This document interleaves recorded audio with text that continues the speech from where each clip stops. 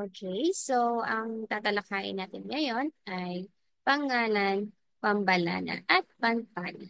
Okay, first slide is pambalana. Okay, when we say pambalana, ito ay ngalan ng tao, hayop, bagay, pook, at pangyayari na hindi tiyak. Okay? Um, Halimbawa, mga salitang aso, pusa, at bahay. Sila ay ginagamit upang ilarawan ng mga bagay na hindi particular. Okay? At ito ay nagsisimula sa maliit na letra. Okay? Halimbawa sa tao, bata, magulang, lola, guro.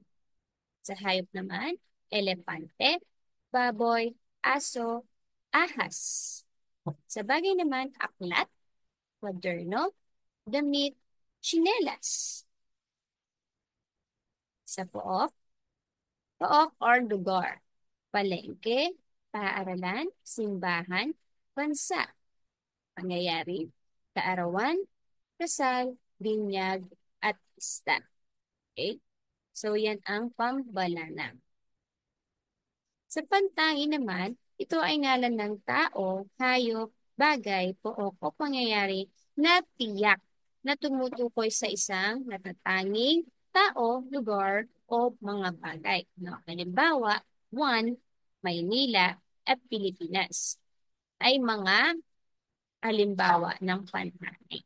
Mahalaga ang mga ito sa pagbibigay ng tiyak na impormasyon at nagsisimula naman ito sa malaking titik. Unlike pambalana, nagsisimula siya sa small letter. Ang pantangi naman ay big letter.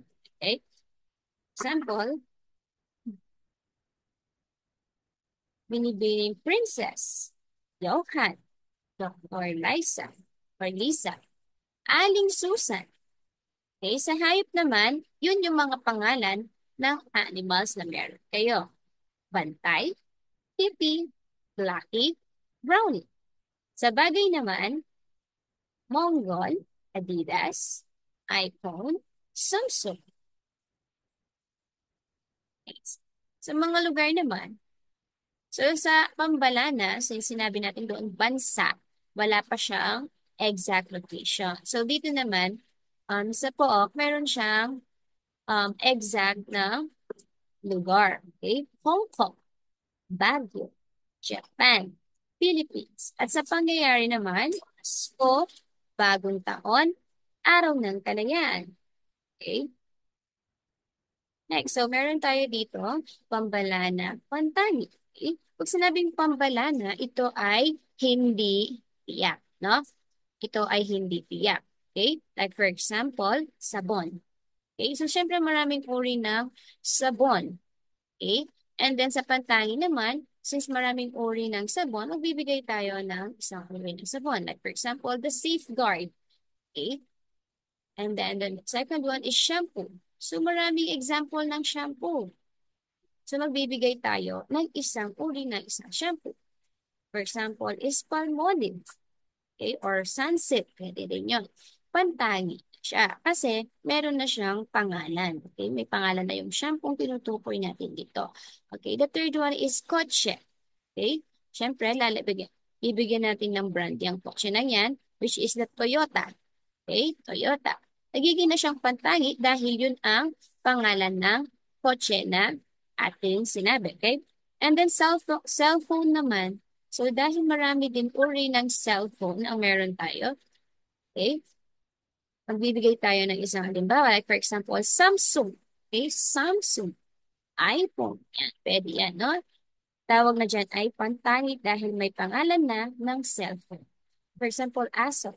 Okay? Since marami. Pag sinabing aso, it means maraming aso yan. Okay?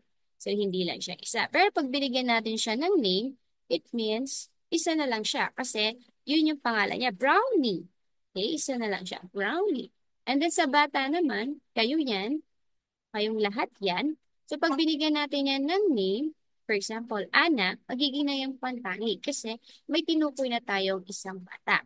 Ana, kaya, Rohan, Juancho, Jacob, Kira, Basha, and Rafa. That's all. So I will send na lang your activity